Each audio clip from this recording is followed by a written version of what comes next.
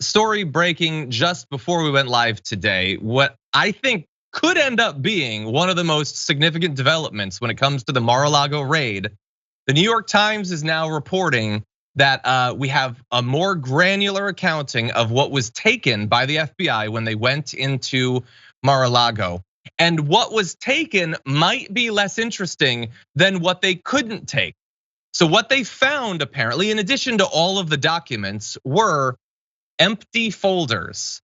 They recovered more than 40 empty folders that said they contained sensitive documents the user should, quote, return to staff secretary military aid.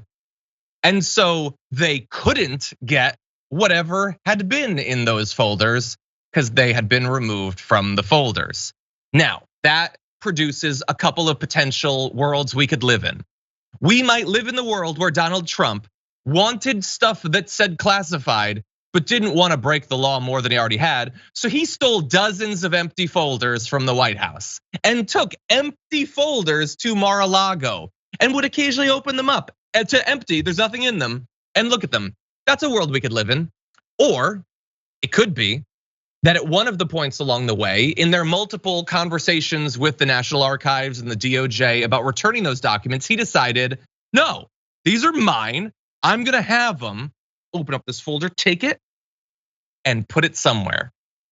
Because they apparently don't have it, which means that in addition to the literally hundreds of documents that have already been retrieved, there are potentially hundreds more floating around out there that Donald Trump not only stole, but prioritized more than the ones that they found in the raid. That he cared more about hiding than what we've already found. What were in those folders? Where are they now? These are super important questions, Brett, and I can't wait to find out the answers. I mean, you know, when you watch football back in the day, we used to watch football and there would be like, you make the call. This is like dumb or evil. You make the call. And the truth is, both of those, I thought the exact same thing. Both of those worlds are equally possible. And the downside, as I've said for years under a Trump America, is that someone who is as outwardly as big a dumb as Trump also opens up the opportunity to do evil stuff because you can't really get your hands around it. Everybody else, when they do something very stupid in the past, would say that was stupid, I apologize, they'd face the music, they do kind of a half apology even. But Trump realized that that never gets him anything. So he's always doubling, tripling, quadrupling down on being a clown and saying that there's some kind of strong, awesome pro-America move behind it, but really he's just so empty. And we could all see that Donald Trump that's like, go get that ashtray and that pen and just get a bunch of those folders that say top secret on them and take them back to Mar-a-Lago. So when I finally set up my little gift shop, we can give people stuff that is actually authentically top secret documents.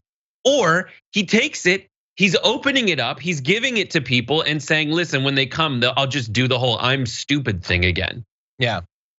Well, and we're predisposed to buy it, I guess. Yeah, we don't know. So I am not making any specific claims. I have basically the exact same amount of information about this as you now.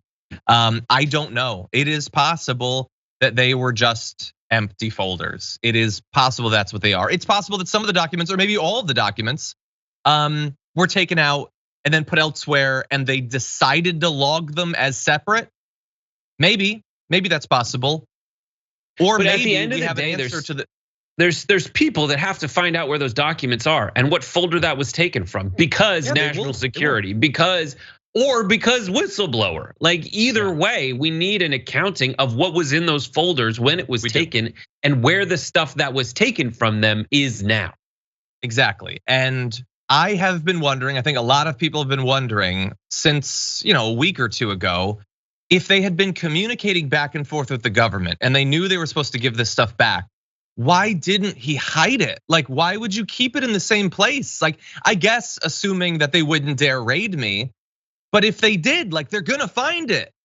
But maybe they won't find everything. Maybe he was smart enough to hide some of the stuff, to ship it off to one of his many other houses that he owns or bury it with his ex-wife, God only knows.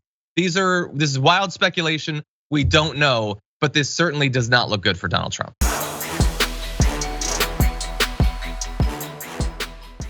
Check out the Damage Report podcast each day, wherever you get your podcasts, whether Pocket Casts or Stitcher or iTunes.